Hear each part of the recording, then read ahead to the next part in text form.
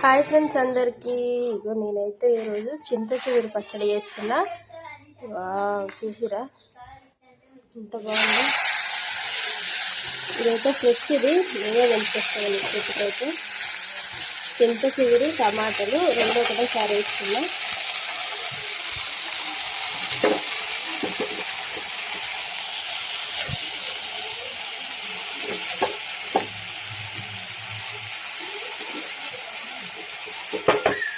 మీకు ఎప్పుడైనా విన్నారా వరి పచ్చడి? కామెంట్ చేయండి. ఇక్కడ సైడ్ అయితే ఫస్ట్ ఎండుమిర్చి అయితే ఏంటి పెట్టినా. ఈ పచ్చడి అయితే నేను రోట్లోనే చేస్తాను. ఎండుమిర్చి అయితే కొంచెం ఘాటుగానే ఉంది.